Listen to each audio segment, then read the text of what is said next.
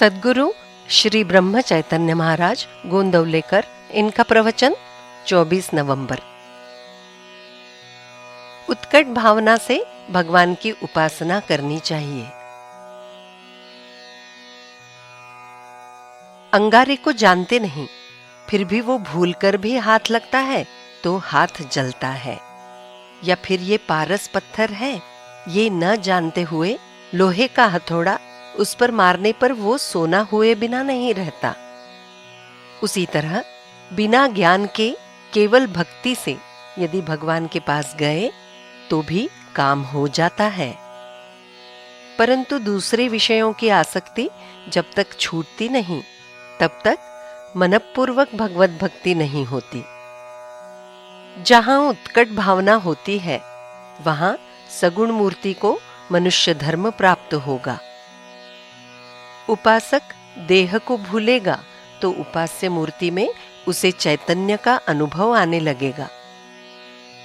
उसके अलावा अन्य जो लोग थोड़े तन्मय हुए हैं उन्हें भी अनुभव आएगा, परंतु भक्त या उपासक की भावना हमेशा उतनी ही प्रबल रहेगी, इसका भरोसा नहीं। इसलिए ऐसे उपासक को मूर्ति के चैतन्य का अनुभव पाकर भी पारमार्थिक दृष्टि से उसका लाभ होगा ही, ये निश्चित नहीं। एक बच्चे ने ऊधम मचाने पर पड़ोसी औरत ने उसे एक थप्पड़ मारा। उस पर वो बच्चा बड़े जोर जोर से फूट फूट कर रोने लगा और उस औरत को गालियां भी दी। ये सुनकर उसकी मां बाहर आई और उस बच्चे की बहुत पिटाई की, परंतु मां के हाथ की इतनी मार खाकर भी वो बच्चा ज्यादा चिल्लाया नहीं और उसने मां को उलटकर गालियां भी नहीं दी।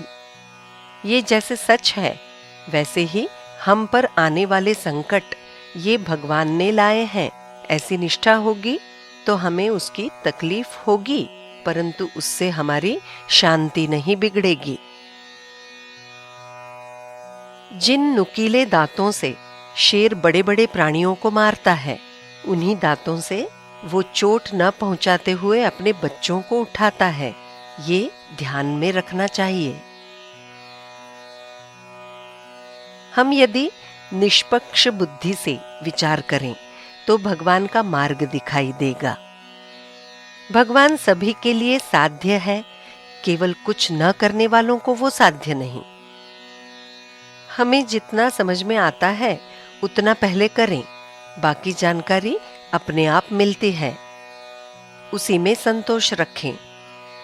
व्यर्थ ही अधिक चिकित्सा करना ये मैंपन का और देह बुद्धि का लक्षण है। जिसे भगवान का सानिध्य प्राप्त होता है वही निर्भय और वासना रहित रहेगा।